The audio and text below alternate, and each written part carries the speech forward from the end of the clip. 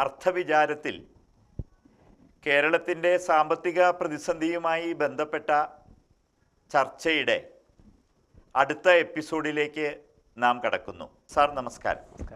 കഴിഞ്ഞ എപ്പിസോഡിൽ ഉദാരവൽക്കരണ പ്രക്രിയയെ മനസ്സിലാക്കുന്നതിലും ലിവറേജ് ചെയ്യുന്നതിലും നാം പരാജയപ്പെട്ടു എന്ന് പറയുകയുണ്ടായി. അതൊന്ന് വ്യക്തമാക്കാമോ? ഉദാരവൽക്കരണ പ്രക്രിയയിൽ പറ്റി പറയുന്നതിന് മുന്നേ അതിലേക്ക് നയിച്ച സാഹചര്യങ്ങളിലേക്ക് കൂടി ഒന്ന് പ്രവേശിക്കുന്നത് ആവശ്യമാണെന്ന് തോന്നുന്നു.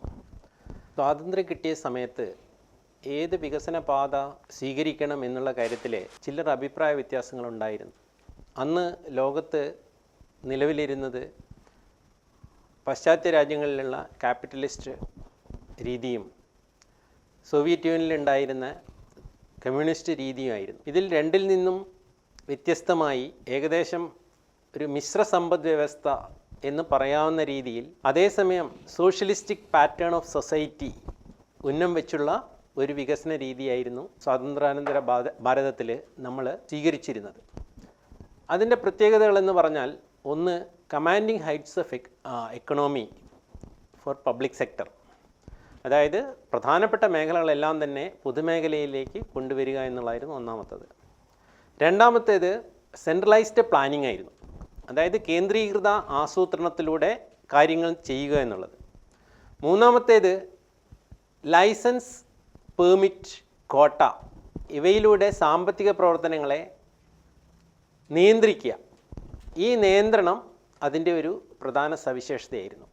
അപ്പോൾ ഈ രീതിയിലുള്ള ഒരു ശ്രമമാണ് തുടക്കത്തിലുണ്ടായത്. അതിൻ്റെ ഭാഗമായിട്ട് പഞ്ചവത്സര പദ്ധതികളും നമ്മൾ ആവിഷ്കരിച്ചു. നമ്മൾ ഇന്ത്യ ഒരു മധ്യമ മാർഗമാണ് സ്വീകരിച്ചത് എന്ന് പറഞ്ഞു. ആ മധ്യമ മാർഗത്തിൻ്റെ നല്ലതും ചീത്തയായിട്ടുള്ള ഫലങ്ങൾ എന്തൊക്കെയായിരുന്നു?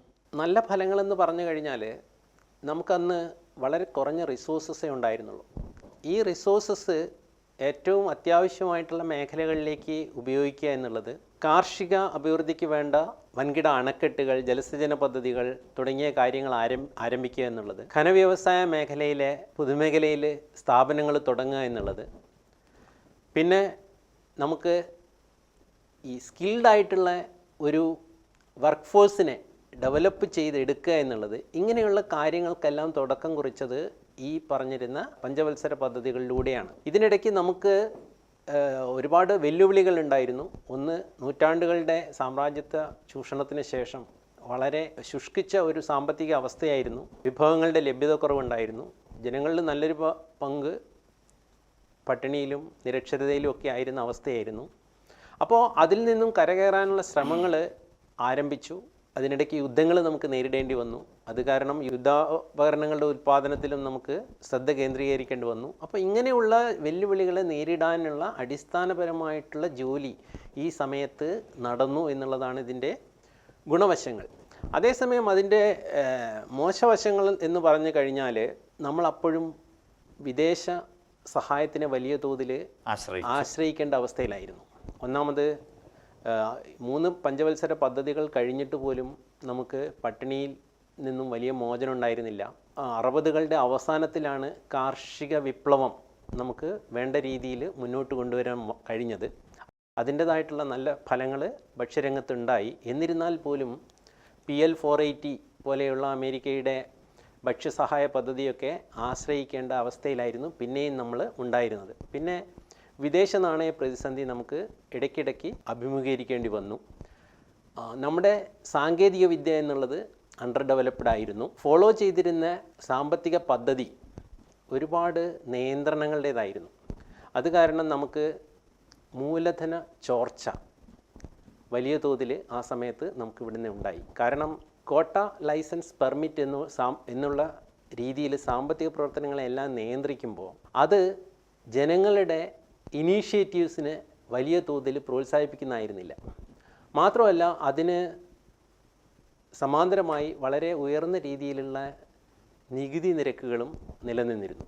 അപ്പോൾ ഈ നിയന്ത്രണങ്ങളും ഉയർന്ന നികുതി നിരക്കുകളും മൂലധന നിക്ഷേപത്തിനെ നിരുത്സാഹപ്പെടുത്തുകയും ഒരു ഭാഗത്ത് ക്യാപിറ്റൽ ഫ്ലൈറ്റ് അതിന് മൂലധനത്തിൻ്റെ പുറത്തേക്കുള്ള ഒഴുക്കിന് കാരണമായി. അതിന് കൂടെ ബ്രെയിൻ ഡ്രെയിൻ എന്നുള്ളൊരു പ്രതിഭാസവും ആ സമയത്ത് നടന്നു. നല്ല തലച്ചോറുകളെ നമുക്കിവിടെ റീറ്റെയിൻ ചെയ്യാൻ പറ്റാതെ അവർ മറ്റ് രാജ്യങ്ങളിലേക്ക് പോകുന്ന ഒരവസ്ഥ. അപ്പം സംരംഭകത്വത്തിൻ്റെ ഒഴിഞ്ഞുപോക്ക്, മൂലധനത്തിൻ്റെ ഒഴിഞ്ഞുപോക്ക്, ഇത് രണ്ടും നമുക്ക് നഷ്ടപ്പെടുന്ന ഒരവസ്ഥ വന്നു. അപ്പോൾ ഈ രീതിയിൽ ലിമിറ്റഡ് ആയിട്ടുള്ള റിസോഴ്സസ് പോലും നമുക്ക് നിലനിർത്താൻ പറ്റാതിരിക്കുന്ന അവസ്ഥ. ഇനി കൺസ്യൂമേഴ്സിൻ്റെ പോയിൻ്റ് ഓഫ് വ്യൂ നോക്കിക്കഴിഞ്ഞാൽ നമുക്കറിയാം, കുറച്ച് ആ സമയത്തുണ്ടായിരുന്നത് ഇന്നത്തെ തലമുറയ്ക്ക് ഊഹിക്കാനോ വിശ്വസിക്കാനോ പോലും പറ്റാത്തൊരവസ്ഥയായിരുന്നു. ഒരു ടെലിഫോൺ കണക്ഷൻ കിട്ടണമെങ്കിൽ 5-6 കൊല്ലം ബുക്ക് ചെയ്ത് കാത്തിരിക്കണം. അതേപോലെ ഒരു സ്കൂട്ടർ വേണമെങ്കിൽ സമാനമായിട്ടുള്ള സമയം കാത്തിരിക്കുക. എന്തിനു പറയുന്നു, നമുക്ക് വീട്ടിലെ ആവശ്യത്തിനൊരു 4 ചാക്ക് സിമൻറ്റ് വേണമെങ്കിൽ പോലും നേരിട്ട് സിമൻറ്റ് ഡിപ്പോയിലേക്ക് ആയിരുന്നില്ല അന്ന് പോയിരുന്നത്. നമ്മൾ ആദ്യം തഹസിൽദാരെ പോവുക, എന്നിട്ട് അപേക്ഷ കൊടുക്കുക. അദ്ദേഹം നമ്മൾ 10 ചാക്ക് ചോദിച്ചാൽ നമുക്ക് 4-3 അദ്ദേഹത്തിന് തോന്നുന്ന രീതിയിൽ എഴുതി തരും. അത് കൃത്യമായിട്ട് ഓർമ്മയുണ്ട്. എനിക്കൊരു 5 ചാക്ക് സിമൻറ്റ് ആവശ്യമായിട്ട് വന്നപ്പോൾ പട്ടാളത്തിൽ നിന്ന് വന്ന എൻ്റെ ഒരു സുഹൃത്തുണ്ടായിരുന്നു. അന്ന് പട്ടാളക്കാർ ലീവിൽ വരുമ്പോൾ അവർക്ക് വീട് പണി ഉണ്ടെങ്കിൽ ഇതേപോലെ തഹസിൽദാരുടെ അടുത്ത് ചെന്നാൽ പെട്ടെന്ന് കിട്ടുമായിരുന്നു. അങ്ങനെ ഒരു സുഹൃത്തിൻ്റെ സഹായം കൊണ്ട് വാങ്ങിയതൊക്കെ ഓർക്കുന്നുണ്ട്. അപ്പോൾ ഇന്ന് നമുക്ക് എന്ത് സാധനവും എത്ര എളുപ്പത്തിൽ ലഭ്യമാകുന്ന ഒരു സാഹചര്യത്തിൽ ഇങ്ങനെയൊരു ഭൂതകാലം നമുക്കുണ്ടായിരുന്നു എന്നുള്ളത് ഇന്നത്തെ യുവതലമുറയ്ക്ക് വിശ്വസിക്കാനോ അല്ലെങ്കിൽ സ്വീകരിക്കാനോ വളരെ ബുദ്ധിമുട്ടുണ്ടാവും. അപ്പോൾ കൺസ്യൂമേഴ്സ് തീരെ ഇതിനെപ്പറ്റി സംതൃപ്തരായിരുന്നില്ല. അവരുടെ ആവശ്യങ്ങൾ നിറവേറ്റാൻ ഈ ഒരു രീതിക്ക് പറ്റുമായിരുന്നില്ല. മൂലധനം വേണ്ട പോലെ സ്വരൂപിക്കാനോ നിക്ഷേപിക്കാനോ കഴിഞ്ഞിരുന്നില്ല. മാത്രമല്ല, മാറുന്ന ഉപഭോക്തൃ രുചികളെ മനസ്സിലാക്കിക്കൊണ്ട് ഉൽപ്പാദന രംഗത്തുള്ള റെസ്പോൺസസ് നടന്നിരുന്നില്ല. ഇതിൻ്റെ എല്ലാം ഫലമായിട്ട് ഗ്രാജ്വലി നമ്മുടെ സമ്പദ് വ്യവസ്ഥ താഴോട്ട് പോവുകയും ഒരിക്കലും നല്ല ഒരു വളർച്ചാ നിരക്ക് നമുക്ക് നേടിയെടുക്കാൻ പറ്റാത്ത ഒരവസ്ഥ സംജാതമാകുകയും ചെയ്തു. ആ സമയത്ത് നമ്മുടെ വളർച്ചാ നിരക്കിനെ ഹിന്ദു റേറ്റ് ഓഫ് ഗ്രോത്ത് എന്ന് ഒരു പരിഹാസ സൂചകമായിട്ടാണ് സാമ്പത്തിക ശാസ്ത്രജ്ഞന്മാർ വിളിച്ചുകൊണ്ടിരുന്നത്. മാത്രമല്ല, സാമ്പത്തിക വളർച്ചാ നിരക്ക് പലപ്പോഴും ജനസംഖ്യാ വളർച്ചാ നിരക്കിനെ മറികടന്നുകൊണ്ട് ഒരു നെറ്റ് പോസിറ്റീവ് നല്ല രീതിയിൽ ഉണ്ടാക്കാവുന്ന അവസ്ഥ ഉണ്ടായതുമില്ല. ഇതിനിടയിൽ നമുക്ക് രാഷ്ട്രീയ അസ്ഥിരതയും വൈദേശികമായിട്ടുള്ള യുദ്ധങ്ങൾ അല്ലെങ്കിൽ എണ്ണവില വർധന ഇങ്ങനെയുള്ള വെല്ലുവിളികളും നേരിടേണ്ടിയിരുന്നു. ഈ കാര്യങ്ങളെല്ലാം നടക്കുമ്പോൾ അതിൻ്റെ കൂടെയുള്ള ബാഹ്യവും ആന്തരികവുമായിട്ടുള്ള വെല്ലുവിളികൾ ഒരു നല്ല രീതിയിൽ മുന്നോട്ട് പോകാവുന്ന അവസ്ഥയിൽ നമ്മൾ എത്തിച്ചില്ല. ഏകദേശം 90കളുടെ തുടക്കമായപ്പോഴേക്കും നമ്മുടെ വിദേശ നാണ്യ പ്രതിസന്ധി വളരെ രൂക്ഷമാവുകയും നമുക്ക് ഇൻ്റർനാഷണൽ ലെവലിൽ നമ്മുടെ ഒബ്ലിഗേഷൻസ് എല്ലാം ഡിഫോൾട്ട് ചെയ്തേക്കാം എന്നുള്ള ഒരു അവസ്ഥയിൽ എത്തുകയും ചെയ്തു. നമ്മളൊരു സോവറീൻ റിപ്പബ്ലിക് എന്നാണ് അവകാശപ്പെടുന്നത്. അപ്പോൾ സോവറീൻ റിപ്പബ്ലിക് എന്ന് പറഞ്ഞു കഴിഞ്ഞാൽ നമ്മുടെ രാഷ്ട്രത്തിൻ്റെ ആ ഒരു സ്റ്റാറ്റസ് ഇത്തരം ഡിഫോൾട്ട് വന്നു കഴിഞ്ഞാൽ, ഉദാഹരണത്തിന് നമ്മൾ ഏതെങ്കിലും ബാങ്ക് ഇഷ്യൂ ചെയ്തൊരു LC അത് നമുക്ക് ഓണർ ചെയ്യാൻ പറ്റാതിരിക്കുക, അല്ലെങ്കിൽ ഒരു ഗ്യാരണ്ടി ഓണർ ചെയ്യാൻ പറ്റാതിരിക്കുക, അതുമല്ലെങ്കിൽ നമ്മളുടെ അന്താരാഷ്ട്ര ധനകാര്യ സ്ഥാപനങ്ങളിൽ നിന്ന് വാങ്ങിയ വായ്പകളുടെ ഗഡു അടയ്ക്കാൻ പറ്റാതിരിക്കുക, ഇത്തരം അനഭിലഷണീയമായിട്ടുള്ള കാര്യങ്ങൾ നമ്മളെ തുറച്ചു നോക്കുന്നൊരവസ്ഥയിലാണ് നമ്മൾ 90കളുടെ തുടക്കത്തിൽ എത്തിയത്. ഈ ഒരു ക്രൈസിസ് അതുവരെയുള്ള ഒരു രീതിയിൽ നമുക്ക് ഫർദർ തുടരുക അസാധ്യമാണ് എന്നുള്ള അവസ്ഥയിലേക്ക് നമ്മൾ എത്തിച്ചു. ഇതാണ് അതിൻ്റെ ദോഷഫലങ്ങളായിട്ട് നമുക്ക് കാണാൻ പറ്റുന്നത്. നമ്മുടെ പാതയുടെ ഗുണഫലങ്ങളും ദോഷഫലങ്ങളും നാം ഇപ്പോൾ വ്യക്തമാക്കി. ഇനി ചോദിക്കാൻ ഉദ്ദേശിക്കുന്നത്, നമ്മൾ ഈ ഒരു പാതയിൽ നിന്ന് എപ്പോഴാണ് നമ്മൾ മാറിയത്, എന്തുകൊണ്ടാണ് നമ്മൾ ഈ പാതയിൽ നിന്ന് മറ്റൊരു പാതയിലേക്ക് വരാൻ കാരണമായത്? അതിന് ഈ പറഞ്ഞിട്ടുള്ള നമുക്ക് ആഗ്രഹിച്ച മാതിരിയുള്ള ഒരു ഗ്രോത്ത് റേറ്റ് നേടിയെടുക്കാൻ പറ്റിയില്ല എന്നുള്ളതും നമ്മൾ പ്രതിസന്ധികളിലേക്ക് കൂപ്പുകുത്തിക്കൊണ്ടിരുന്നു എന്നുള്ളതിന് പുറമെ മറ്റ് കാരണങ്ങൾ കൂടെ ഉണ്ടായിരുന്നു. അതിലേറ്റവും പ്രധാനമായിട്ടുള്ളത് സോവിയറ്റ് യൂണിയൻ്റെ തകർച്ചയാണ്. നമ്മൾ ഒരു സോഷ്യലിസ്റ്റിക് പാറ്റേൺ ഓഫ് സൊസൈറ്റി എന്നുള്ളതെല്ലാം മുന്നിൽ കാണാൻ കാരണം സോവിയറ്റ് യൂണിയൻ ഒരു മാതൃകയാക്കാൻ ഉള്ള ഭരണാധികാരികളുടെ ആഗ്രഹമായിരുന്നു. പക്ഷേ ഗർബച്ചോവ്, ഗ്ലാസ്നോസ്റ്റ്, പെരിസ്ട്രോയിക തുടങ്ങിയ ആശയങ്ങൾ അവിടെ കൊണ്ടുവരികയും അതിന് സമാന്തരമായിട്ട് അല്ലെങ്കിൽ അതിന് തൊട്ട് മുന്നേ തന്നെ കമ്പ്യൂട്ടർ വിപ്ലവം ലോകം മുഴുവൻ വ്യാപിക്കുകയും ചെയ്തു. അതിൻ്റെ തുടക്കം ഓൾറെഡി വന്നു കഴിഞ്ഞായിരുന്നു. അതോടുകൂടി ഇൻഫർമേഷൻ എക്സ്പ്ലോഷൻ, വിവര സാങ്കേതിക രംഗത്തുണ്ടായിട്ടുള്ള ഒരു സ്ഫോടനം എവിടെ ഇരിക്കുന്നവർക്കും മറ്റുള്ള സ്ഥലത്ത് എന്ത് നടക്കുന്നു എന്ന് കൂടുതൽ നന്നായിട്ട് അറിയാൻ കഴിഞ്ഞു. പിന്നെ ഈ ഇൻ്റർനാഷണൽ മൊബിലിറ്റി കൂടിയപ്പോൾ ജനങ്ങൾ മറ്റ് വ്യവസ്ഥകൾക്കും മറ്റ് ഉപഭോക്തൃ സാധനങ്ങൾക്കും സാങ്കേതികവിദ്യ പുരോഗമിച്ചപ്പോഴുണ്ടായിട്ടുള്ള പുതിയ പ്രൊഡക്റ്റുകൾക്കൊക്കെ എക്സ്പോസ്ഡായി. അപ്പോൾ അത്തരം സാധനങ്ങളുടെ ലഭ്യത നമ്മളെ നാട്ടിൽ ഉണ്ടോ അല്ലെങ്കിൽ എന്തുകൊണ്ട് ഇല്ല എന്നുള്ള ഒരു ചോദ്യവും വന്നു. ഇരുമ്പ് മറകൾക്ക് ദ്വാരങ്ങൾ വീണു തുടങ്ങി. അതോടുകൂടി തന്നെ ജനങ്ങളുടെ ചിന്താ രീതിയിൽ മാറ്റങ്ങൾ വന്നു. ഇന്ത്യയിലും സമാനമായിട്ടുള്ള ചിന്തകൾ വന്നു തുടങ്ങി. ഇവിടെ നമ്മൾ ശ്രദ്ധിക്കേണ്ട മറ്റൊരു കാര്യം, നമ്മൾ ഇങ്ങനെയൊരു ക്രൈസിസ് വന്നിട്ടാണ് ഉദാരവൽക്കരണത്തെപ്പറ്റി ചിന്തിച്ചതെങ്കിൽ ചൈന അതിനൊരു 10 കൊല്ലം മുമ്പ് തന്നെ ഈ മാർഗത്തിലേക്ക് തിരിഞ്ഞിരുന്നു എന്നുള്ളതാണ്. ഒരു കമ്മ്യൂണിസ്റ്റ് പൊളിറ്റി ആയിട്ട് പോലും മാവോയുടെ കാലത്തിന് ശേഷം ഡങ് സിയാവോപിങ് അധികാരത്തിൽ വന്നപ്പോൾ ചൈന വ്യത്യസ്തമായിട്ടുള്ള ഒരു സാമ്പത്തിക പാതയിലേക്ക് മാറിക്കഴിഞ്ഞിരുന്നു. അദ്ദേഹത്തിൻ്റെ പ്രശസ്തമായിട്ടുള്ളൊരു വാചകമുണ്ട്, പൂച്ച കറുത്തതോ വെളുത്തതോ എന്നതല്ല, അത് എലിയെ പിടിക്കുന്നോ എന്നുള്ളതാണ് പ്രശ്നം. എന്നതിലൂടെ അദ്ദേഹം ഉദ്ദേശിച്ചത് നിങ്ങൾ ഏത് സാമ്പത്തിക പാത പിന്തുടരുന്നു എന്നുള്ളതല്ല, ജനങ്ങളുടെ ആവശ്യങ്ങൾ നിറവേറ്റാൻ നിങ്ങൾക്ക് കഴിയുന്നുണ്ടോ എന്നുള്ളതാണ്. അതായത് ഒരു ജനാധിപത്യ വ്യവസ്ഥയായിട്ടുള്ള ഇന്ത്യ തുടരാൻ നിവൃത്തിയില്ല എന്നുള്ള ഒരു ഘട്ടത്തിലാണ് ഉദാരവൽക്കരണത്തെപ്പറ്റി ചിന്തിച്ചതെങ്കിൽ അതിന് ഏകദേശം 10 വർഷം മുമ്പ് തന്നെ ഒരു കമ്മ്യൂണിസ്റ്റ് പൊളിറ്റിയിൽ ഉദാരവൽക്കരണത്തെപ്പറ്റി ചിന്തിക്കുകയും അതിന് തുടക്കമിടുകയും ചെയ്തിരുന്നു എന്നുള്ളത് ഇവിടെ റെലവൻ്റ് ആയിട്ടുള്ള കാര്യമാണ്. പിന്നെ മറ്റൊരു കാര്യം, ഈ കാലയളവിൽ ഏകദേശം ഒരേ സമയത്താണ് ഇന്ത്യക്കും ചൈനയ്ക്കും സ്വാതന്ത്ര്യം കിട്ടുന്നതും അവരുടെ രാഷ്ട്രനിർമ്മാണത്തിലേക്ക് പ്രവേശിക്കുന്നതും. അതിന് പാരലായിട്ട് ജപ്പാൻ, 2ാം ലോക മഹായുദ്ധത്തിൽ തകർന്നടിഞ്ഞ ജപ്പാൻ, അതേപോലെ സൗത്ത് കൊറിയ തുടങ്ങിയ രാജ്യങ്ങളും അവരുടേതായ രീതിയിൽ സാമ്പത്തിക പ്രക്രിയ പുനഃസംഘടിപ്പിക്കാനുള്ള ശ്രമങ്ങൾ നടത്തിയിരുന്നു. ജപ്പാൻ അതിൽ വലിയ വിജയം കൈവരിച്ചു.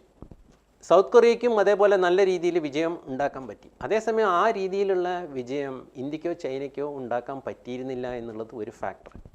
റഷ്യയുടെ പതനത്തോടുകൂടി ഇവിടെയും ആഭ്യന്തരമായിട്ടുള്ള കമ്പലിംഗ് റീസൺസ് ഉണ്ടായിട്ടും ആ ഒരു വിദേശ മാതൃക കൂടി തകർന്നപ്പോൾ നമ്മളെ സംബന്ധിച്ചിടത്തോളം മാറ്റം അനിവാര്യമായി. പിന്നെ ഈ വിദേശ നാണ്യ പ്രതിസന്ധി, 3 ആഴ്ചത്തെ ഇറക്കുമതിക്ക് പോലുമുള്ള വിദേശ നാണ്യം നമ്മളടുത്ത് ഇല്ല എന്നുള്ളതും, ഇന്ത്യയിലെ നമ്മുടെ ഗോൾഡ് പണയം വെച്ചിട്ട് പോലും ഫോറിൻ എക്സ്ചേഞ്ച് റേസ് ചെയ്യണമെന്നുള്ള ഒരു അവസ്ഥ വന്നു.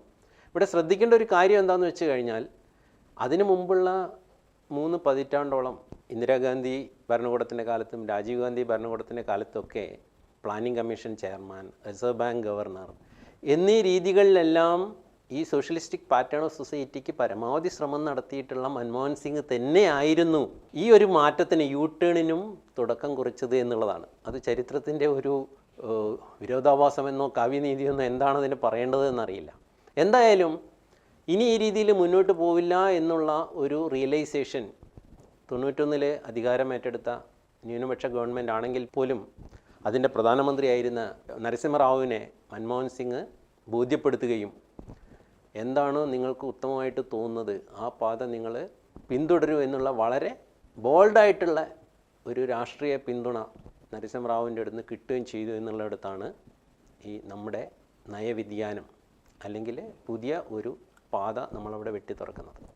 ഇതാണ് ഉദാരവൽക്കരണത്തിൻ്റെ പുറകിലുണ്ടായിട്ടുള്ള സാമ്പത്തികവും രാഷ്ട്രീയവുമായിട്ടുള്ള പശ്ചാത്തലം. ഇവിടെ മറ്റൊരു കാര്യം കൂടി പറയേണ്ടതുണ്ട്. ഇതിൻ്റെ ഒരു സൈദ്ധാന്തികമായിട്ടുള്ള ഒരു വശം കൂടെയുണ്ട്. നമുക്ക് 47 സ്വാതന്ത്ര്യം കിട്ടി.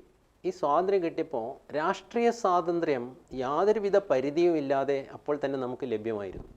സംഘടിക്കാനുള്ള സ്വാതന്ത്ര്യം, അഭിപ്രായ സ്വാതന്ത്ര്യം, അത് വളരെ വലിയ തോതിൽ ലഭ്യമാക്കിയപ്പോൾ സാമ്പത്തിക രംഗത്ത് ആ സ്വാതന്ത്ര്യം ലഭ്യമായിരുന്നില്ല. പ്രത്യേകിച്ചും ഞാൻ നേരത്തെ പറഞ്ഞ പോലെ കൺസ്യൂമേഴ്സിന് അവർക്ക് ആവശ്യമുള്ള സംഗതികൾ ലഭ്യമായിരുന്നില്ല.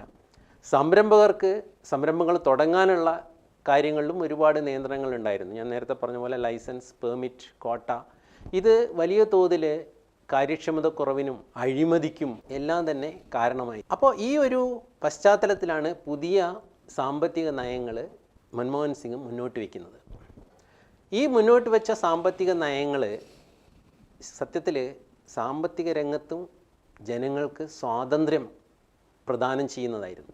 എങ്ങനെ രാഷ്ട്രീയ സ്വാതന്ത്ര്യം 47 മുതൽ അല്ലെങ്കിൽ റിപ്പബ്ലിക് ആയത് മുതൽ ഇന്ത്യക്കാർക്ക് ലഭ്യമായോ, അതേപോലെ സാമ്പത്തിക രംഗത്ത് സ്വാതന്ത്ര്യം, ഉൽപ്പാദിപ്പിക്കാനുള്ള സ്വാതന്ത്ര്യം, ഉപഭോഗത്തിനുള്ള സ്വാതന്ത്ര്യം, തിരഞ്ഞെടുക്കാനുള്ള സ്വാതന്ത്ര്യം, ഇതെല്ലാം തന്നെ ജനതയ്ക്ക് നൽകുക എന്നുള്ള ഒരു താത്വികമായിട്ടുള്ള വശം കൂടി ഉദാരവൽക്കരണത്തിൻ്റെ പുറകിലുണ്ടായിരുന്നു. പക്ഷേ ഇവിടെ നമ്മൾ ശ്രദ്ധിക്കേണ്ട ഒരു കാര്യം, സ്വാതന്ത്ര്യം എപ്പോഴും വരുന്നത് ഉത്തരവാദിത്വത്തോടു കൂടിയാണ്.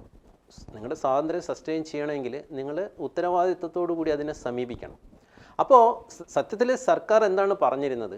ഞങ്ങൾ എല്ലാ കാര്യങ്ങളും അടക്കി വയ്ക്കുകയും എല്ലാ ഉത്തരവാദിത്വങ്ങളും ഏറ്റെടുക്കുകയും ചെയ്യുന്ന ഇന്നലെ വരെ തുടർന്ന രീതിയിൽ നിന്നും ഞങ്ങൾ പുറകോട്ട് പോകുന്നു. We are opening up.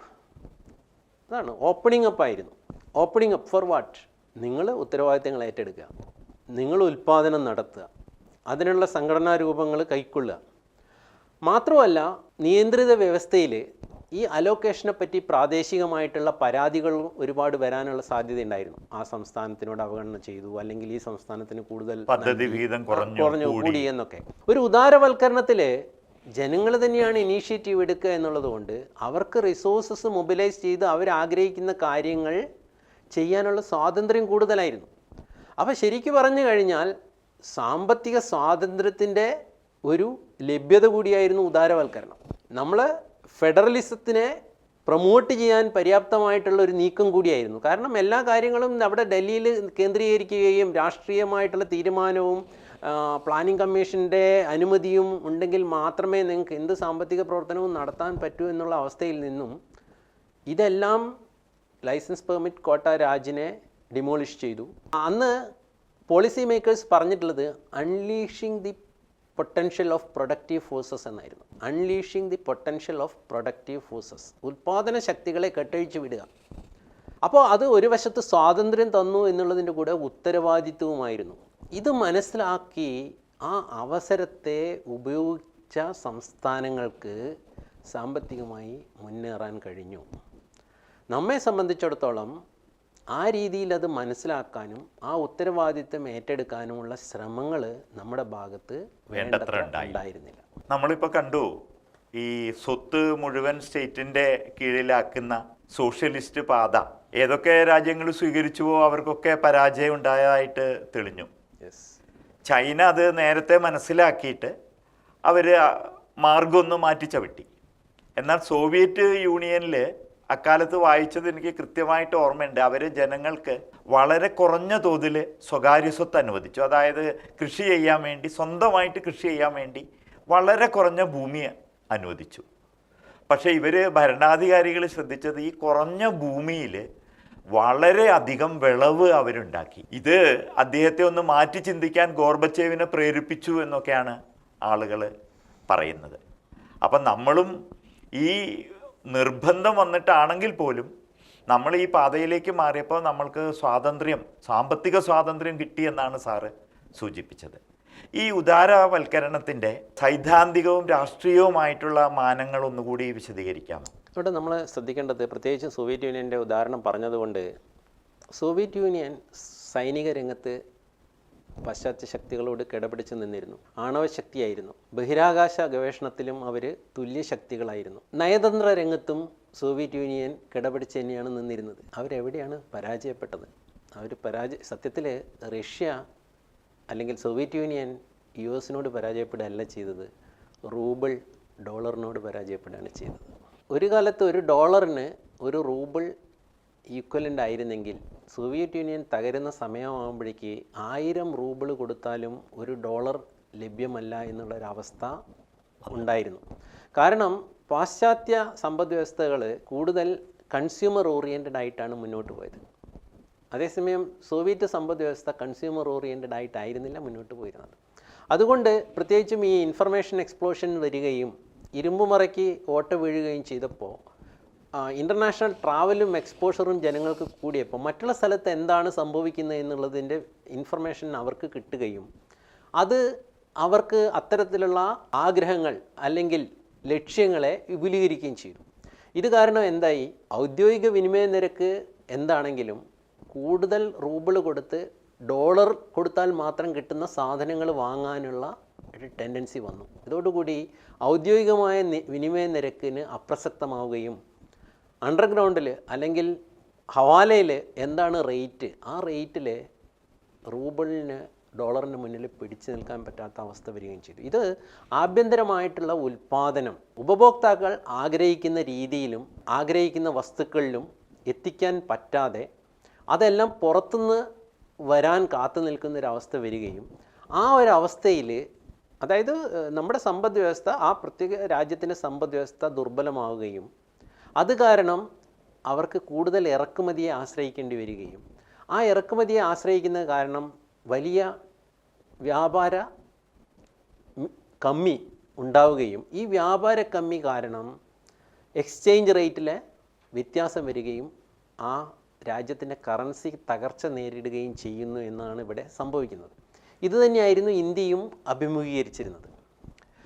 ഇത് സോവിയറ്റ് യൂണിയൻ മാത്രമല്ല, ആ ബ്ലോക്കിലുള്ള രാജ്യങ്ങൾക്കെല്ലാം, പോളണ്ടിൻ്റെ സ്ലോട്ടി ആണെങ്കിലും അതുപോലെ എല്ലാ കറൻസികൾക്കും ഇത് തന്നെയാണ് വന്നത്. ഹംഗറിയും റുമാനിയയും എല്ലാ രാജ്യങ്ങൾക്കും സമാനമായിട്ടുള്ള വന്നു. ചൈന മാത്രം ഇതിനെ മുൻകൂട്ടി കാണുകയും അവർ ഈ മാർഗത്തിൽ നിന്ന് നേരത്തെ തന്നെ വ്യതിചലിക്കുകയും ചെയ്തത് കാരണം ചൈന ഈ ക്രൈസിസിൽ നിന്ന് രക്ഷപ്പെട്ടു. മാത്രമല്ല, ഈ 90-കൾക്ക് ശേഷം അന്തർദേശീയ സാമ്പത്തിക രംഗത്ത് വന്ന മാറ്റങ്ങൾ, അതായത് Uruguay round, world trade organisation, പിന്നെ ഇൻ്റലക്ച്വൽ പ്രോപ്പർട്ടി റൈറ്റ്സ്, ഇങ്ങനെയുള്ള പരിഷ്കാരങ്ങൾ, ഈ പരിഷ്കാരങ്ങൾ നൽകിയിരുന്ന സാഹചര്യങ്ങളെ ചൈന കൂടുതൽ ഉപയോഗിക്കുകയും മുന്നോട്ട് പോവുകയും ചെയ്തു. ഇന്ത്യയെ സംബന്ധിച്ചിടത്തോളം വളരെ വലിയ രാഷ്ട്രീയമായിട്ടുള്ള എതിർപ്പുകളാണ് ഉദാരവൽക്കരണത്തിന് ഇന്ത്യയിലുണ്ടായത്. ഈ മാർഗം എല്ലാവരും ഇതിലേക്ക് ഇറങ്ങുക, നമുക്ക് സാമ്പത്തിക വളർച്ചയ്ക്കുള്ള വഴികൾ അന്വേഷിക്കുക എന്നല്ല ഉണ്ടായത്. ഒരു പൊളിറ്റിക്കൽ കോൺസെൻസസ് ഉണ്ടായിരുന്നില്ല ഉദാരവൽക്കരണത്തെ പറ്റി. വളരെ വലിയ ഇത് പറയുമ്പോൾ എനിക്ക് ഓർമ്മ വരുന്നത്, കേരളത്തിൽ അക്കാലത്ത് ഏറെ വിറ്റഴിക്കപ്പെട്ട, ചർച്ച ചെയ്യപ്പെട്ട ഒരു പുസ്തകമാണ് ഗാട്ടും കാണാച്ചരടുകളും. അതിൻ്റെ സാധ്യതകളെ ഉപയോഗപ്പെടുത്തി അതിനെപ്പറ്റി ചർച്ച ചെയ്യുന്നതിനും പകരം നമ്മൾ കാണാച്ചരടുകളെയാണ് അന്വേഷിച്ചത്. അതിനോട് യോജിക്കുന്നില്ലേ?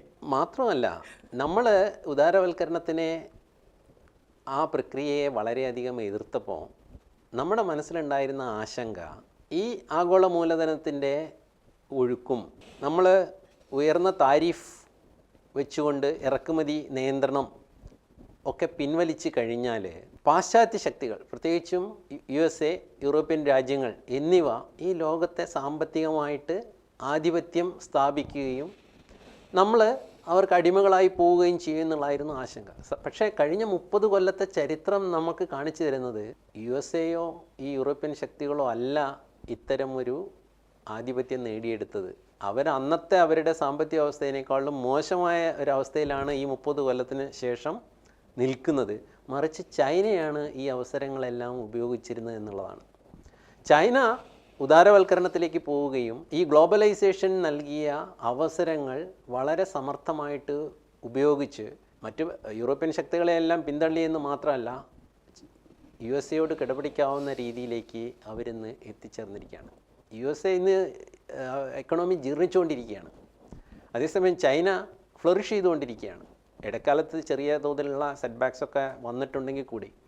അപ്പോൾ നമ്മെ സംബന്ധിച്ചിടത്തോളം ഈ ഒരു പൊളിറ്റിക്കൽ കോൺസെൻസസ് ഇല്ലാത്തത് കാരണം ഇത് തന്ന അവസരങ്ങൾ വേണ്ട പോലെ ദേശീയ തലത്തിൽ തന്നെ നമുക്ക് ഉപയോഗിക്കാൻ പറ്റിയിട്ടില്ല. കേരളത്തിലാണെങ്കിൽ ഉദാരവൽക്കരണം കഴിഞ്ഞ് 34 വർഷങ്ങൾ കഴിഞ്ഞിട്ട് ഇപ്പോഴും നമ്മൾ ആ പുതിയ മാർഗം സ്വീകരിക്കാൻ തയ്യാറായിട്ടില്ല. നമ്മളിപ്പോഴും അതിന് പഴയ മാർഗത്തിലൂടെയാണ് പോകുന്നതെന്ന് മാത്രമല്ല, നമ്മുടെ പൊതുബോധം അതിൽ അഭിമാനിക്കുക കൂടി ചെയ്യുന്നു, നമ്മളിത് ആക്സെപ്റ്റ് ചെയ്തിട്ടില്ല എന്നുള്ളത്.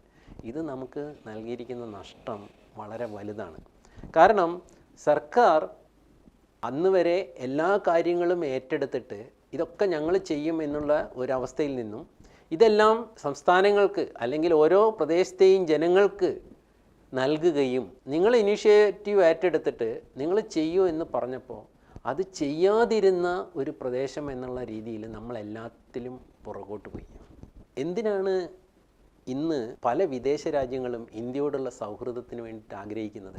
നമ്മളുമായിട്ടുള്ള ബന്ധം നന്നാക്കാനും വ്യാപാര ബന്ധം വലിയ തോതിൽ സ്ഥാപിക്കാനും താല്പര്യപ്പെടുന്നത്. ബ്രിട്ടൻ ഒരു കരാർ ഒപ്പുവെക്കാൻ താല്പര്യപ്പെടുന്നു, യൂറോപ്യൻ യൂണിയന് താല്പര്യമുണ്ട്, USA-ക്കും വ്യാപാര രംഗത്തുള്ള കൂടുതൽ സഹകരണവും നമ്മുടെ വിപണിയും, റഷ്യയും ഉക്രൈനും വരെ ഈയിടെ ചെയ്തു, നമ്മുടെ വിപണി ആഗ്രഹിക്കുന്നുണ്ട്. ഇവരെല്ലാം ആഗ്രഹിക്കുന്ന വളർന്നു വരുന്ന ഒരു വിപണിയാണ് ഉള്ളത്.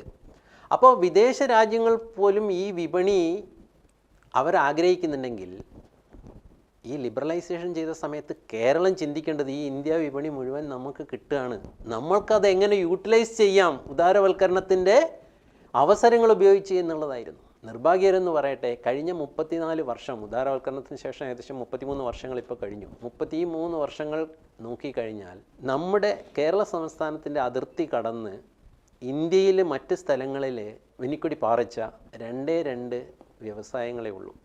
ഒന്ന് ജ്വല്ലറികൾ, 2 ഗോൾഡ് ലോൺ കമ്പനികൾ. ഇത് പ്രബുദ്ധം എന്ന് പറയുന്ന കേരളത്തിന് അഭിമാനകരമാണോ? ഈ 2 മേഖലകൾ മാത്രമാണ് നമ്മൾ അതിർത്തി കടന്നിട്ട് ഇന്ത്യ മഹാരാജ്യത്തെ വൻ വിപണി തന്ന അവസരങ്ങൾ ഉപയോഗിച്ചിട്ടുള്ളത്. നമുക്ക് ഒരുപാട് രംഗത്ത് അവസരങ്ങൾ ഉപയോഗിക്കാമായിരുന്നു. പക്ഷേ നമ്മൾ ഈ ഉദാരവൽക്കരണത്തിനെ പെർസെ അതിൻ്റെ കോൺസെപ്ച്വൽ ലെവലിൽ തന്നെ നമുക്കത് ആക്സെപ്റ്റ് ചെയ്യാൻ പറ്റാത്തതുകൊണ്ട്, അല്ലെങ്കിൽ ആക്സെപ്റ്റ് ചെയ്യാൻ തയ്യാറാവാത്തതുകൊണ്ട്, അതിനെതിരെ രാഷ്ട്രീയമായിട്ടുള്ള മുതലെടുപ്പിന് മാത്രം നമ്മൾ ശ്രമിച്ചതുകൊണ്ട്, സാമ്പത്തികമായി അതിനെ ലിവറേജ് ചെയ്യാനുള്ള അവസരത്തെപ്പറ്റി മനസ്സിലാക്കുകയോ അല്ലെങ്കിൽ അത് ഉപയോഗിക്കുകയോ അല്ലെങ്കിൽ അത് ഉപയോഗിക്കണമെന്ന് നമ്മുടെ ജനതയോട് നമ്മൾ ആവശ്യപ്പെടുകയോ അല്ലെങ്കിൽ അതിനവർക്ക് പ്രോത്സാഹനം നൽകുകയോ ചെയ്യാത്തത് കാരണം ഈ അവസരം കഴിഞ്ഞ 3 പതിറ്റാണ്ടുകളായി നമ്മൾ നഷ്ടപ്പെടുത്തുകയായിരുന്നു.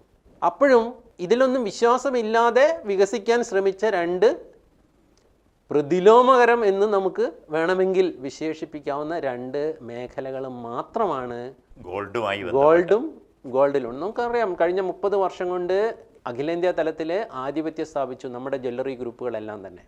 അതേപോലെ ജ്വല്ലറി വളരെ അധികം ഉള്ളിടത്തിൽ ഉദയം ചെയ്ത ഗോൾഡ് ലോൺ കമ്പനീസ്, ഈ 2 ബ്രാൻഡ് മാത്രമാണ് കേരളത്തിൻ്റെ അതിർത്തികൾ കടന്ന് ഇന്ത്യ മുഴുവൻ ഈ കഴിഞ്ഞ 33 വർഷം കൊണ്ട് വ്യാപിച്ചത്. അപ്പോൾ മറ്റ് രാജ്യങ്ങൾ മുഴുവൻ ആഗ്രഹിക്കുന്ന ഈ ഭാരതീയ വിപണി നമുക്കും പ്രതികൂലാവസ്ഥയില്ലാതെ ആക്സസിബിളായിരുന്നു. നമ്മളത് ഉപയോഗിക്കാൻ ശ്രമിച്ചില്ല, ചെയ്തില്ല. അതേസമയം നമുക്ക് ഒരുപാട് അനുകൂല സാഹചര്യങ്ങളുണ്ടായിരുന്നു. 70കളിൽ മുതൽക്ക് 80കളിലും 90കളിലും നമ്മളിലേക്ക് വന്നിരുന്ന വിദേശ റെമിറ്റൻസ് നമുക്ക് വേണ്ടത്ര മൂലധനം നൽകിയിരുന്നു. ഈ വിദേശത്ത് പ്രവർത്തിച്ച് ഒരുപാട് മൾട്ടിനാഷണൽ കമ്പനികളിലും വിദേശ രാജ്യങ്ങളിലും ഒക്കെ എക്സ്പോഷർ കിട്ടിയ, ടെക്നോളജിയുമായിട്ട് പരിചയപ്പെട്ട ഒരു സ്കിൽഡ് വർക്ക് ഫോഴ്സ് നമുക്ക് കൊണ്ടുവരാൻ കഴിയുമായിരുന്നു. അപ്പം വേണ്ടത്ര മൂലധനം ഉണ്ടാവുക, നല്ല വർക്ക് ഫോഴ്സ് നമ്മളെ കയ്യിലുണ്ടാവുക, അവർക്ക് ഒരു ശരിയായ നേതൃത്വവും ശരിയായിട്ടുള്ള ഒരു ദിശാബോധവും നൽകാൻ നമുക്ക് കഴിഞ്ഞിരുന്നെങ്കിൽ മറ്റാരേക്കാളും ഈ ഉദാരവൽകൃത സമ്പദ് വ്യവസ്ഥയിലെ അവസരങ്ങൾ ഉപയോഗിക്കാൻ സാധ്യത ഉണ്ടായിരുന്ന സംസ്ഥാനമായിരുന്നു കേരളം. പക്ഷേ ആ സാധ്യതയെ നമ്മൾ രാഷ്ട്രീയ മുതലെടുപ്പിന് മാത്രമേ ഉപയോഗിച്ചുള്ളൂ, സാമ്പത്തികമായി ലിവറേജ് ചെയ്യാൻ ഉപയോഗിച്ചില്ല എന്നുള്ളതാണ് ഈ 3 പതിറ്റാണ്ടുകൾക്ക് ശേഷം കേരളം എത്തി നിൽക്കുന്ന മുരടിപ്പിൻ്റെയും സാമ്പത്തിക പ്രതിസന്ധിയുടെയും പുറകിലുള്ള മറ്റൊരു പ്രധാന കാരണം. ഉദാരവൽക്കരണം വന്നതിന് ശേഷമുള്ള കാര്യമാണല്ലോ ഇപ്പോൾ പറഞ്ഞത്. സ്വാതന്ത്ര്യത്തിന് മുമ്പും ആ സ്വാതന്ത്ര്യം കിട്ടുന്ന കാലത്തുമൊക്കെ കേരളത്തിലുണ്ടായിരുന്ന വ്യവസായങ്ങൾ റെയർ എർത്ത്സുമായിട്ട് ബന്ധപ്പെട്ടത്, ക്ലേ ആയിട്ട് ബന്ധപ്പെട്ടത്, ടെക്സ്റ്റൈലുമായിട്ട് കൈത്തറിയുമായി ബന്ധപ്പെട്ടിട്ട് അക്കാലത്ത് പോലും ഉണ്ടായിരുന്നതിനെ നിലനിർത്തിയിട്ട് നമ്മൾ ഉപയോഗപ്പെടുത്തിയില്ല. പിന്നെ ഉദാരവൽക്കരണത്തെ, ഏറ്റവും വലിയ ഉപഭോക്തൃ സംസ്ഥാനമാണല്ലോ, നമ്മൾ ഉപയോഗിച്ചാൽ പോലും നമ്മൾക്ക് വലിയ ഗുണം ഉണ്ടാവുമായിരുന്നു. ഇന്ത്യയിലെ വിപണി ഉപയോഗിച്ചില്ല, തീർച്ചയായിട്ടും അതുപോലും നമ്മൾ ചെയ്തില്ല എന്നുള്ള കാര്യം നമുക്ക് കേരളത്തിൻ്റെ സാമ്പത്തിക പ്രതിസന്ധിയെക്കുറിച്ച് ചർച്ച ചെയ്യുമ്പോൾ കാര്യമായൊരു ചർച്ച ആവശ്യമായിട്ട് വരും. വളരെ ശരിയാണ് ഈ കാര്യം, വളരെ റെലവൻ്റ് ആയിട്ടുള്ള പോയിൻ്റാണ്. അപ്പോൾ നമ്മൾ കൈത്തറി അല്ലെങ്കിൽ കയർ, അതല്ലെങ്കിൽ കശുവണ്ടി, അതല്ലെങ്കിൽ നമ്മൾ മറ്റ് പരമ്പരാഗത വ്യവസായങ്ങൾ, സാമ്പത്തികമായിട്ടുള്ള അഭിവൃദ്ധി അല്ലെങ്കിൽ സാങ്കേതികമായിട്ടുള്ള മാറ്റങ്ങൾ, വിപണിയിലെ പുതിയ ട്രെൻഡ്, ഇതെല്ലാം ഉപയോഗിച്ച് കാലാനുസൃതമായിട്ട് പരിഷ്കരിച്ച് അപ്ഡേറ്റ് ചെയ്യുക എന്നുള്ളതാണ് പുരോഗതിക്കുള്ള ഒരു മാർഗം. നിർഭാഗ്യവശാൽ നമ്മുടെ ചിന്താഗതി തന്നെ ഇങ്ങനെ ആയതുകൊണ്ട് ഈ മേഖലകളിലൊന്നും തന്നെ ഈ രീതിയിലുള്ള അപ്ഡേഷൻസ് ഉണ്ടായില്ല. അതെല്ലാം കാലാന്തരത്തിൽ തകർന്നു പോവുകയാണ് ഉണ്ടായിട്ടുള്ളത്. ഇവിടെ ശ്രദ്ധിക്കേണ്ട വേറൊരു കാര്യം കൂടി, ഇതിനു വേണ്ട വെഹിക്കിൾ എന്താണ്? ഈ ഒരു വെഹിക്കിൾ എന്നുള്ളത് വളരെ ഇമ്പോർട്ടൻ്റ് ആണ്. ആ വെഹിക്കിൾ എന്താണ് എന്നുള്ള ചർച്ച നമ്മളടുത്ത് നടന്നില്ല. ഇപ്പോൾ ഉദാഹരണത്തിന് ഇന്ത്യക്ക് സ്വാതന്ത്ര്യം കിട്ടുന്നതിന് മുന്നേ വിൻസ്റ്റൺ ചർച്ചിൽ പറഞ്ഞൊരു കാര്യമുണ്ട്. വിൻസ്റ്റൺ ചർച്ചിൽ പറഞ്ഞ കാര്യം ഓർമ്മയുണ്ട്. ഇന്ത്യക്കാർക്ക് ഈ ഒരു രാജ്യത്തെ നയിക്കാനുള്ള നേതൃശേഷിയില്ല, അവർക്ക് ഭരണ പാഠവുമില്ല, കർമ്മ കുശലതയില്ല, സ്വാതന്ത്ര്യം അവർക്കൊരു ഭാരമായി തീരുന്നാണ് അദ്ദേഹം പറഞ്ഞത്. ഇപ്പോഴത്തെ സാഹചര്യത്തിൽ വിൻസ്റ്റൺ ചർച്ചിലിന്റെ അഭിപ്രായത്തോട് എങ്ങനെയാണ് പ്രതികരിക്കുന്നത്? അല്ല, അതിവിടെ വളരെ റെലവൻ്റ് ആണ്. കാരണം ഇവിടെ രണ്ട് കാര്യങ്ങളുണ്ട്. ഒന്ന്, ഒരു ഉത്തരവാദിത്തോടു കൂടി, ഒരു വിഷനോട് കൂടി, നേതൃപരമായിട്ടുള്ള മെച്ചത്തോടു കൂടി, കർമ്മകുശലതയോടുകൂടി ഈ രാഷ്ട്രത്തിനെ മുന്നോട്ട് നയിക്കാൻ ഇന്ത്യക്കാർക്ക് കഴിവില്ല എന്നാണ് വിൻസ്റ്റൺ പറഞ്ഞതിൻ്റെ വ്യംഗ്യം. പക്ഷേ നമുക്ക് സ്വാതന്ത്ര്യം കിട്ടിയപ്പോൾ നമ്മൾ രാഷ്ട്രീയ രംഗത്ത് എങ്ങനെയാണ് അതിജീവിച്ചത്, അല്ലെങ്കിൽ നമുക്ക് അങ്ങനെ അല്ല എന്ന് എങ്ങനെയാണ് നമ്മൾ തെളിയിച്ചത്? ഒറ്റയ്ക്കൊറ്റയ്ക്ക് ഓരോ വ്യക്തിയും ദുർബലനാണ്, നിസ്സഹായനാണ്. പക്ഷേ അവർ സംഘടിക്കുമ്പോൾ അത് ശക്തിയാകുന്നു. സംഘടന ഒരു ശക്തിയാണ്. അങ്ങനെ രാഷ്ട്രീയ സംഘടനകൾ നമ്മൾ ഉണ്ടാക്കി. ആ രാഷ്ട്രീയ സംഘടനകളിലൂടെ നേതൃത്വത്തെ വളരാൻ നമ്മൾ അനുവദിച്ചു. ആ നേതൃത്വം ഉത്തരവാദിത്തങ്ങൾ ഏറ്റെടുക്കുകയും വിഭവശേഷി സമാഹരിക്കുകയും ചെയ്തു. അതുകൊണ്ട് നമുക്ക് കിട്ടിയ രാഷ്ട്രീയ സ്വാതന്ത്ര്യത്തിനെ കഴിഞ്ഞ 7 പതിറ്റാണ്ടുകളായിട്ട് നമുക്ക് സംരക്ഷിക്കാനും മുന്നോട്ട് കൊണ്ടുപോകാനും കഴിഞ്ഞു. ഇതേപോലെ സാമ്പത്തിക രംഗത്ത് എന്ത് ചെയ്യാൻ പറ്റും, എന്താണ് വെഹിക്കിൾ? അവിടെയാണ് നമ്മൾ മനസ്സിലാക്കേണ്ടത്. ഒരു വ്യക്തിക്ക് ഒറ്റയ്ക്ക് മുതൽ മുടക്കാവുന്നതിന് പരിധിയുണ്ട്, ഒറ്റയ്ക്ക് റിസ്ക് എടുക്കാവുന്നതിനും പരിധിയുണ്ട്. ഒരു വ്യവസായമോ സംരംഭമോ നടത്തിക്കൊണ്ടു പോകേണ്ട ഒരുപാട് കോമ്പിറ്റൻസ് ഉണ്ട്. ആ കോമ്പിറ്റൻസ് എല്ലാം അക്വയർ ചെയ്യുന്നതിൽ പരിമിതികളുണ്ട്. അപ്പോഴാണ് അദ്ദേഹം എന്ത് ചെയ്യുന്നത്? സംരംഭക സംഘടനകൾ രൂപം കൊടുക്കുന്നത്. സംരംഭകത്വത്തിന് രൂപം കൊടുക്കുന്ന ഈ സംഘടനകളാണ് യഥാർത്ഥത്തിൽ കോർപ്പറേറ്റുകൾ എന്ന് പറയുന്നത്. രാഷ്ട്രീയ പാർട്ടികൾ എത്രത്തോളം പ്രധാനപ്പെട്ടതാണോ അതേപോലെ ഒരു എക്കണോമിക്ക് കോർപ്പറേറ്റുകൾ പ്രധാനപ്പെട്ടതാണ് എന്ന് മനസ്സിലാക്കാനും അത് അംഗീകരിക്കാനും ആ വഴിയിൽ മുന്നേറാനും നമ്മൾക്ക് കഴിഞ്ഞില്ല എന്നുള്ളതാണ് കേരളത്തിൻ്റെ പറ്റിയ ഏറ്റവും വലിയ പരാജയം. ഇത് വളരെ പ്രധാനപ്പെട്ട ഒരു പാരലാണ്. Political parties to polity, corporates to economy. മാത്രമല്ല, ഇവിടെയാണ് നമ്മൾ നേരത്തെ പറഞ്ഞ 2 ചക്രങ്ങളും ഒരേ വലിപ്പമാവുക എന്നുള്ളതും. എങ്ങനെ രാഷ്ട്രീയ പാർട്ടികൾ രൂപീകരിച്ച് നമ്മുടെ ജനാധിപത്യ വ്യവസ്ഥയെയും രാഷ്ട്രീയ സ്വാതന്ത്ര്യത്തെയും നമ്മൾ മുന്നോട്ട് കൊണ്ടുപോയോ, അതേപോലെ കോർപ്പറേറ്റുകൾ രൂപീകരിച്ച് സാമ്പത്തിക രംഗത്തും നമ്മൾ മുന്നോട്ട് പോകേണ്ടതുണ്ടായിരുന്നു. നിർഭാഗ്യവശാൽ നമ്മൾ ആൻറ്റി കോർപ്പറേറ്റിസം എന്നുള്ള ഒരു ചിന്താഗതിയാണ് പ്രൊമോട്ട് ചെയ്തത്. കോർപ്പറേറ്റുകൾ രൂപീകരിച്ച് ഈ അവസരങ്ങളെ ഉപയോഗപ്പെടുത്താനല്ല ശ്രമിച്ചത്. അവിടെ നമുക്ക് ചോദ്യം വരാം, കോർപ്പറേറ്റുകൾ ചെയ്യുന്നതെല്ലാം ശരിയാണോ, അവർ ജനവിരുദ്ധമായിട്ട് ചെയ്യുന്നുണ്ടോ, ഇങ്ങനെയൊക്കെയുള്ള ഒരുപാട് ചോദ്യങ്ങൾ വരാം. ഇതേ ചോദ്യങ്ങൾ രാഷ്ട്രീയ പാർട്ടികൾക്കും പ്രസക്തമല്ലേ? രാഷ്ട്രീയ പാർട്ടികൾ ചെയ്യുന്നത് എല്ലാം നല്ലതാണോ? അവർ ജനവിരുദ്ധമായ കാര്യങ്ങൾ ചെയ്യുന്നുണ്ടോ? അവർ അഴിമതി കാണിക്കുന്നുണ്ടോ? അങ്ങനെയാണെങ്കിൽ നിങ്ങൾ എന്താ ചെയ്യുന്നത്? അതിൽ നിങ്ങളുടേതായ രീതിയിൽ ആ ദോഷങ്ങളൊന്നും ഇല്ലാത്തൊരു രാഷ്ട്രീയ പാർട്ടി നിങ്ങൾ രൂപീകരിച്ചിട്ട് അതിനെന്ത് ചെയ്യുന്നു? എതിരിടുന്നു. കോർപ്പറേറ്റ് രംഗത്ത് നിങ്ങൾ അത് തന്നെയാണ് ചെയ്യേണ്ടത്. ഒരു മോശം കോർപ്പറേറ്റിന് നിങ്ങൾ നല്ല കോർപ്പറേറ്റ് ഉപയോഗിച്ചിട്ട് പ്രതിരോധിക്കണം. അങ്ങനെയുള്ള ഒരു ശ്രമം നമ്മളടുത്ത് ഉൽപ്പാദന രംഗത്ത് ഉണ്ടായില്ല എന്നുള്ളതാണ് നമുക്ക് ഈ പറഞ്ഞ വിഭവങ്ങളെല്ലാം, അതായത് നേരത്തെ നമ്മൾ ചർച്ച ചെയ്തതുപോലെ ഈ ഫാക്ടേഴ്സ് ഓഫ് പ്രൊഡക്ഷൻ എല്ലാം വളരെ വലിയ തോതിൽ ഉണ്ടായിട്ടും അതിൻ്റേതായിട്ടുള്ള ഒരു സംഘടനാ രീതിയിൽ നമുക്ക് ഉപയോഗിക്കാനും ലിവറേജ് ചെയ്യാനും കഴിഞ്ഞില്ല. അതുകൊണ്ട് തന്നെ നമ്മൾ ഈ പിന്തുടരുന്ന കോർപ്പറേറ്റ് വിരുദ്ധത നമുക്ക് എന്തുമാത്രം ദോഷം ചെയ്തു എന്നുള്ളതും, നമ്മളെ ഇന്ന് എത്തി നിൽക്കുന്ന സാമ്പത്തിക പ്രതിസന്ധിക്കും മുരടിപ്പിനും അത് എത്രമാത്രം കോൺട്രിബ്യൂട്ട് ചെയ്തിട്ടുള്ളതെന്നും വീണ്ടും ഒന്ന് തിരിഞ്ഞു നോക്കേണ്ടതും അത് മനസ്സിലാക്കേണ്ടതും പ്രസക്തമാണ് എന്നുള്ളത്. ഇവിടെ ഒരു കാര്യം കൂടി ഈ സന്ദർഭത്തിൽ പറയാമെന്ന് തോന്നുന്നു. CPയുടെ പട്ടാളത്തിന് എതിരെ പുന്നപ്ര വയലാറിൽ നിരായുധരായിട്ട് വാരിക്കുന്തം മാത്രം ആയുധമാക്കിയിട്ട് എതിരിട്ടു. ഈ എതിരിട്ടപ്പോൾ അവരെ വിചാരിച്ചിരുന്നത്, വിശ്വസിച്ചിരുന്നത്, ഇല്ല അവരുടെ തോക്കിൽ വെടിയുണ്ടൊന്നും ഇല്ല, നമുക്ക് ഈ വാരിക്കുന്തം കൊണ്ട് തന്നെ അവരെ കീഴടക്കാൻ പറ്റും എന്ന് ചിന്തിച്ചാണ് അവർ മുന്നേറിയിരുന്നത്. അത് അവർ പരാജയപ്പെട്ടു എന്ന് മാത്രമല്ല, അന്ന് അതിന് നേതൃത്വം കൊടുത്തവരാരും തന്നെ അവിടെ മരിച്ചു വീഴാനുണ്ടായിരുന്നില്ല. ഇന്ന് ആഗോള മൂലധന ശക്തികളെപ്പറ്റി നമ്മൾ ഒരുപാട് സംസാരിക്കുമ്പോഴും നമുക്കതിനുള്ള ഒരു മറുപടി എന്ന് പറയുന്നത് കുടുംബശ്രീ മിഷൻ മാത്രമാണ്. അതിൻ്റെ അപ്പുറത്തുള്ള ഒരു സംഘടനാ രൂപത്തെയും നമ്മൾ സാമ്പത്തിക രംഗത്ത് വിഭാവനം ചെയ്തിട്ടില്ല. ഇവിടെയും ചരിത്രം ആവർത്തിക്കുകയില്ലേ? അപ്പോഴും ഇത് പറഞ്ഞ് വിശ്വസിപ്പിച്ച് വിട്ടവർ അവർ സുരക്ഷിതരും, അത് വിശ്വസിച്ചവർ അതനുഭവിക്കുന്നവരും ആവില്ലേ എന്നുള്ള ഒരു ചോദ്യം കൂടി ഈ സന്ദർഭത്തിൽ ബാക്കി നിൽക്കുകയാണ്. ഭാരതത്തിലെ പല സംസ്ഥാനങ്ങളും നമ്മുടെ ഭാരത ഗവൺമെൻറ്റും എല്ലാം കോർപ്പറേറ്റുകൾക്ക് അവർക്ക് അർഹിക്കുന്ന സ്ഥാനം കൊടുക്കുന്നുണ്ടെങ്കിലും ഇപ്പോഴും നമ്മൾ അവരോട് വെച്ച് പുലർത്തുന്ന മനോഭാവം വളരെ മോശമാണെന്ന് നമുക്ക് വ്യക്തമാക്കിയിട്ടുണ്ട്. നമ്മൾ അത് തിരുത്തുകയും വേണമെന്നാണ് ഈ ചർച്ചകളിൽ നിന്ന് നമ്മൾ കോർപ്പറേറ്റുകളെ അംഗീകരിക്കേണ്ട ആവശ്യമില്ല. നമുക്ക് നമ്മുടേതായിട്ടുള്ള കോർപ്പറേറ്റുകൾ സൃഷ്ടിച്ചാൽ മതി. ഇതൊന്നും പുതിയ കാര്യമൊന്നുമല്ല. സ്വാതന്ത്ര്യം കിട്ടുന്നതിന് മുന്നേ നമുക്കൊരു പത്രം വേണം തോന്നിയപ്പോൾ എങ്ങനെയാണ് നമ്മൾ മാതൃഭൂമി ഉണ്ടാക്കിയത്? 5 രൂപയുടെ ഷെയർ എടുത്തിട്ടാണ് അത് ഒരു കമ്പനി ഫ്ലോട്ട് ചെയ്യുകയും പത്രം നടത്തുകയും ചെയ്തത്. ഈ മാതൃക എന്നേ നമ്മളെ മുന്നിലുണ്ട്. പക്ഷേ അത് നമ്മൾ വർത്തമാന കാലത്ത് നമ്മുടെ വിപുലമായിട്ടുള്ള ആവശ്യങ്ങൾക്ക് വേണ്ടിയിട്ട് അത്തരം മോഡൽസ് ഡെവലപ്പ് ചെയ്യുന്നില്ല എന്നുള്ളതാണ്.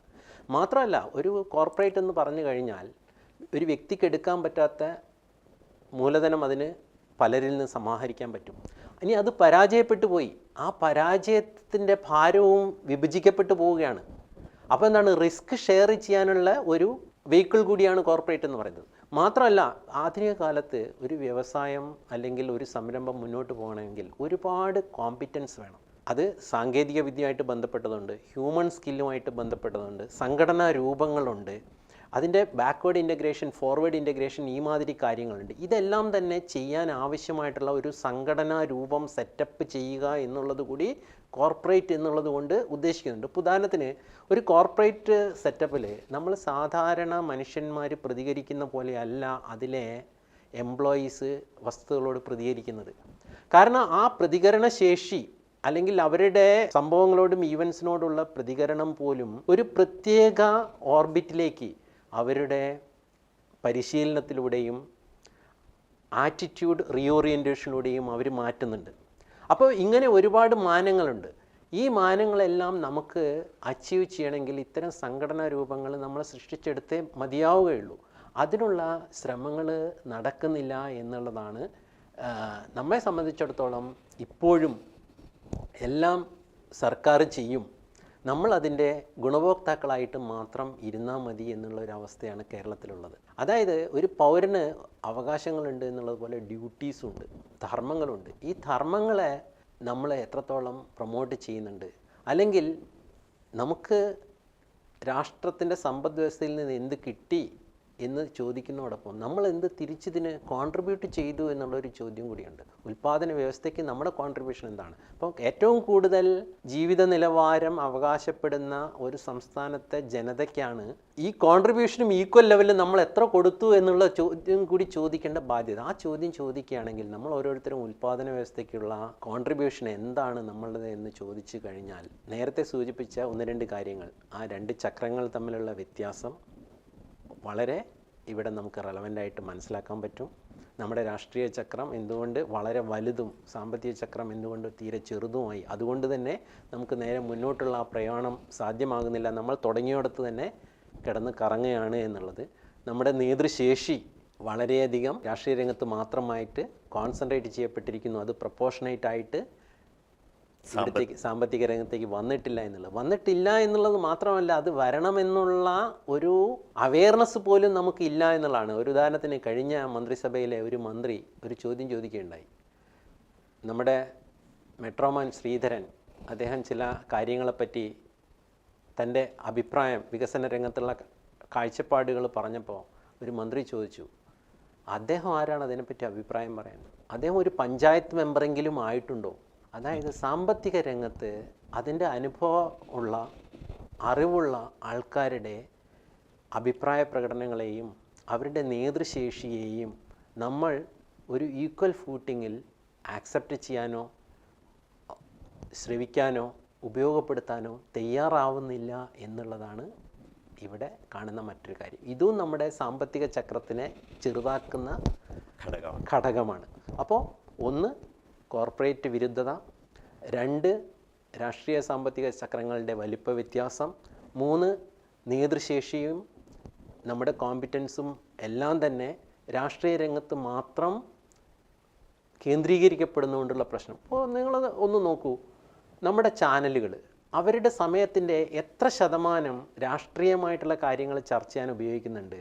അതിൽ നിന്നും സാമ്പത്തികമായിട്ടുള്ള ഒരു ശതമാനം പോലും ഉണ്ടോ എന്ന് നമുക്കറിയില്ല. പ്രത്യേകിച്ചും നമ്മൾ ഇത്രയും വലിയ ഒരു സാമ്പത്തിക പ്രതിസന്ധിയിൽ സർക്കാർ നിൽക്കുമ്പോൾ നമ്മുടെ സാമൂഹിക ജീവിതത്തിൽ നമ്മുടെ തൊഴിലില്ലായ്മ, അതേപോലെ അതിനോടനുബന്ധിച്ചുണ്ടാകുന്ന ഒരുപാട് സാമ്പത്തിക സാമൂഹിക പ്രശ്നങ്ങൾ നമ്മളെ അഭിമുഖീകരിക്കുമ്പോൾ നമ്മുടെ യുവതലമുറ മുഴുവൻ എങ്ങനെയെങ്കിലും ഇവിടുന്ന് രക്ഷപ്പെട്ട് ഓടിപ്പോവുക എന്ന് ചിന്തിക്കുമ്പോൾ നമ്മൾ നാളെ ഒരു വൃദ്ധജനങ്ങളുടെ മാത്രം സമൂഹമായി മാറിപ്പോകാം എന്നുള്ളൊരവസ്ഥ നിൽക്കുമ്പോൾ അത്തരം കാര്യങ്ങൾക്ക് ഒരു ആനുപാതികമായിട്ടുള്ള സമയം അവർ വിനിയോഗിക്കുന്നുണ്ടോ? അപ്പം നമ്മൾ നോക്കും, ഒരുപാട് പത്രങ്ങൾ നമുക്കുണ്ട്.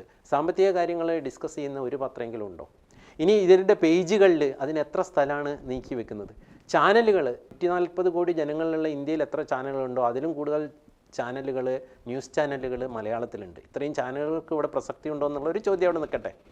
ഈ ചാനലുകളിൽ ഡിസ്കസ് ചെയ്യുന്നതിൽ ഈ പറഞ്ഞ നമ്മളെ സംബന്ധിച്ചിടത്തോളം ജീവൻ മരണ പ്രശ്നമായിട്ടുള്ള സാമ്പത്തിക രംഗത്തെ ഈ പറഞ്ഞിരിക്കുന്ന കാര്യങ്ങളിൽ ചർച്ച ചെയ്യാനും ഇതേപോലെയുള്ള കാര്യങ്ങളിലെ ഒരു ദിശാബോധം ഉണ്ടാക്കാനും അതിനെപ്പറ്റിയുള്ള അവയർനെസ് ഉണ്ടാക്കാനും എന്തെങ്കിലും ശ്രമം നടക്കുന്നുണ്ടോ എന്നുള്ളതാണ്. ഇനി നേതൃശേഷി, നമ്മുടെ എല്ലാവരും രാഷ്ട്രീയ രംഗത്ത് പ്രവർത്തിക്കുന്നു. അതിന് സമാനമായിട്ടുള്ള ഒരു പ്രവർത്തനം അണികളിലായാലും നേതാക്കളിലായാലും സാമ്പത്തിക രംഗത്തേക്ക് തിരിച്ചുവിട്ട് അവിടെയും ഉത്പാദനം ഉണ്ടെങ്കിൽ മാത്രമേ ഇവരെയൊക്കെ സസ്റ്റെയിൻ ചെയ്യാൻ പറ്റുള്ളൂ. ഇപ്പോൾ എന്താണ് സംഭവിക്കുന്നത്? ഇവരെ എല്ലാവരും തന്നെ, നമ്മുടെ നാട്ടിൽ ഒരുപാട് സംഘടനകളുണ്ട്. ഈ സംഘടനകളെല്ലാം തന്നെ സർക്കാരിൽ നിന്നും വിലപേശി എന്ത് നമുക്ക് നേടാമെന്ന് നോക്കാൻ മാത്രമുള്ളതാണ്. ഈ സംഘടനകളൊന്നും തന്നെ നമുക്ക് ഒന്നിച്ച് ഉൽപാദനം നടത്താം എന്ന് ചിന്തിക്കുന്ന ഒരു സംഘടനയും നമുക്കില്ല, ഒന്നുമില്ല. ആ സംഘടനകളാണ് സത്യത്തിൽ കോർപ്പറേറ്റുകൾ. അതുകൊണ്ട് തന്നെ അവയെ നമുക്ക് വളർത്തിയെടുക്കേണ്ടതുണ്ട്. ഇവിടെ പ്രസക്തമായ വേറൊരു കാര്യം കൂടിയുണ്ട്. ഈ ഉദാരവൽക്കരണം എന്നൊന്നും കേൾക്കുന്നതിന് മുന്നേ, ആ വാക്ക് പോലും ഇവിടെ വരുന്നതിന് മുന്നെയാണ് 50കളിൽ മന്നത്ത് പത്മനാഭനെ പോലെയുള്ള നേതാക്കൾ പഞ്ചസാര മില്ല് സ്ഥാപിച്ചു, എസ്റ്റേറ്റുകൾ സ്ഥാപിച്ചു, വ്യവസായ സ്ഥാലുകൾ, അങ്ങനെ ആ ഒരു സംഘടിതമായി സാമ്പത്തിക പ്രവർത്തനങ്ങൾ നടത്തേണ്ടതിൻ്റെ ആവശ്യകത മനസ്സിലാക്കി കൊടുക്കുകയും അതെങ്ങനെ ചെയ്യാമെന്ന് കാണിച്ചു കൊടുക്കുകയും ചെയ്തു. അതിനും വർഷങ്ങൾക്ക് മുമ്പ്, 100 വർഷങ്ങൾക്ക് മുമ്പ് വാഗ്ബടാനന്ദ ഗുരുദേവൻ, ആത്മവിദ്യാസംഘം സ്ഥാപിച്ച വാഗ്ബടാനന്ദ ഗുരുദേവൻ, അതിന് സമാന്തരമായിട്ട് ഇന്ന് നമ്മൾ ഊരാളുങ്കൽ ലേബർ സൊസൈറ്റി എന്ന ആ സംഘടനയുടെ മൂലരൂപം അപ്പോൾ തന്നെ അദ്ദേഹം പ്രാപിച്ചു. അപ്പോൾ ഈ ആത്മവിദ്യ മാത്രം പോരാ, ഭൗതികമായിട്ടുള്ള പുരോഗതിയും വേണമെന്ന് 100 കൊല്ലം മുമ്പ് ഉണ്ടായിരുന്ന ഒരു ആത്മീയ ആചാര്യനുണ്ടായിരുന്ന അറിവ് പോലും ഈ കഴിഞ്ഞ സ്വാതന്ത്ര്യാനന്തര കേരളത്തിലെ നമ്മുടെ രാഷ്ട്രീയ നേതൃത്വം, ഈവൻ രാഷ്ട്രീയ നേതൃത്വമല്ല, എല്ലാവിധ നേതൃത്വങ്ങളും, ശ്രീനാരായണ ഗുരുദേവൻ വളരെ കൃത്യമായിട്ട് തൻ്റെ കൂടെയുള്ളവർക്ക് സംഘടിച്ച് ഇത് ചെയ്യാൻ വേണ്ടി പ്രയത്നം കൊണ്ട് സമ്പന്നരാവൂ എന്നാണ് പറഞ്ഞിരിക്കുന്നത്. നമ്മൾ ഇന്ന് സമ്പന്നരാവാൻ സർക്കാരിൽ നിന്ന് എന്ത് കിട്ടിയിട്ട് സമ്പന്നരാവാം എന്നുള്ളത് മാത്രമാണ് നമ്മുടെ നോട്ടം. അപ്പോൾ ഈ രീതിയിലുള്ള ഒരു താത്വിക രംഗത്തെ, അല്ലെങ്കിൽ ചിന്താരംഗത്തെ, അല്ലെങ്കിൽ നമ്മുടെ അഭിപ്രായ രംഗത്തെ തന്നെ ഈ ഒരു കാര്യത്തിന് ഫോക്കസും കിട്ടുന്നില്ല, അല്ലെങ്കിൽ ആ രീതിയിൽ നമ്മൾ ചിന്തിക്കുന്നില്ല. ഇപ്പോഴും നമ്മൾ കോർപ്പറേറ്റ് വിരുദ്ധതയും പറഞ്ഞുകൊണ്ടിരിക്കുകയാണ്. നമ്മൾക്ക് ഈ പറഞ്ഞിരിക്കുന്ന ശക്തികളോട് എങ്ങനെ നമുക്ക് പ്രതിരോധിച്ച് നിൽക്കാം, അതിനു വേണ്ട വെഹിക്കിൾസ് നമ്മൾ ഉണ്ടാക്കിയിട്ട് സാമ്പത്തിക പ്രവർത്തനങ്ങളിൽ ഏർപ്പെടുകയും നമ്മുടെ കർമ്മശേഷിയുടെയും നേതൃശേഷിയുടെയും ഈക്വലായിട്ടുള്ള ഒരു പ്രപ്പോർഷൻ അതിനു വേണ്ടിയിട്ട് മാറ്റിവെക്കാൻ നമ്മൾ തയ്യാറാകുന്നില്ല എന്നുള്ളതാണ് കേരളീയ സാമ്പത്തിക പ്രതിസന്ധിയുടെയും മരടിപ്പിൻ്റെയും ആഴത്തിലേക്ക് നമുക്ക് അന്വേഷിച്ച് പോയാൽ കണ്ടെത്താൻ പറ്റുന്ന കാരണം. നമസ്കാരം. അടുത്ത എപ്പിസോഡുമായി നമുക്ക് വീണ്ടും കാണാം.